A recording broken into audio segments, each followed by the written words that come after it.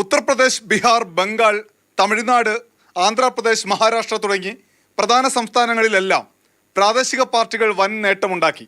NDAയുടെ തേരോട്ടം കണ്ട കഴിഞ്ഞ 2 തെരഞ്ഞെടുപ്പിലും പ്രാദേശിക പാർട്ടികൾക്ക് കാലിടറിയിരുന്നു. ഇത്തവണ BJP സ്വപ്നത്തിൽ പോലും കരുതാത്ത അടികൊടുത്ത് UPയിൽ സമാജ്വാദി പാർട്ടി ഒരിക്കൽ കൂടി കരുത്തുകാട്ടി. മുലായം സിംഗ് യാദവിനു ശേഷവും പാർട്ടി ശക്തമെന്ന് അഖിലേഷ് തെളിയിച്ചു. കഴിഞ്ഞ തവണ BJPയിൽ നിന്നേറ്റ അടിക്ക് മമത ബംഗാളിൽ മറുപടി നൽകി. സീറ്റും വോട്ട് ശതമാനവും കുറഞ്ഞ BJPക്ക് മുന്നിൽ മമത നെഞ്ചു വിരിച്ചു നിന്ന് ബംഗാൾ എനിക്കൊപ്പം തന്നെയെന്ന് പ്രഖ്യാപിച്ചു. ബീഹാറിൽ BJPയെ പോലും ഞെട്ടിച്ച പ്രകടനം നടത്തി JDU പ്രസക്തി നഷ്ടപ്പെട്ടിട്ടില്ല എന്ന് തെളിയിച്ചു. പ്രതീക്ഷിച്ച മുന്നേറ്റം ഉണ്ടാക്കാൻ കഴിഞ്ഞില്ലെങ്കിലും तेजस्वी यादव आत्मविश्वासത്തിലാണ്. तो हम लोग सब लोग आज बैठक पे यहाँ आए हैं. 6 बजे हम लोगों की बैठक है और देखते हैं बैठक में क्या सभी लोगों का राय होता है. തമിഴ്നാട് തൂത്തുവാരിയ DMK വീണ്ടും കരുത്തു കൂട്ടി. മഹാരാഷ്ട്രയിൽ ശിവസേനയും NCPയും വിജയക്കൊടി നാട്ടി.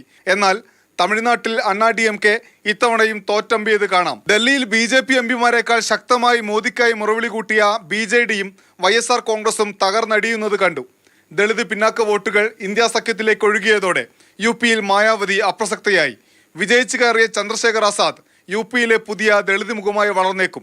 BJPയുടെ കൂടെ കൂടിയ TDP വമ്പൻ മുന്നേറ്റമുണ്ടാക്കി. അടുത്ത 5 വർഷക്കാലം ഇന്ത്യ ഏത് മുന്നണി ഭരിച്ചാലും പ്രാദേശിക പാർട്ടികളുടെ ശബ്ദത്തിന് കുറച്ചുകൂടി പരിഗണന ലഭിക്കുമെന്ന കാര്യത്തിൽ യാതൊരു തർക്കവുമില്ല. ഡൽഹിയിൽ നിന്ന് അനൂപ് ദാസ്, മാതൃഭൂമി ന്യൂസ്.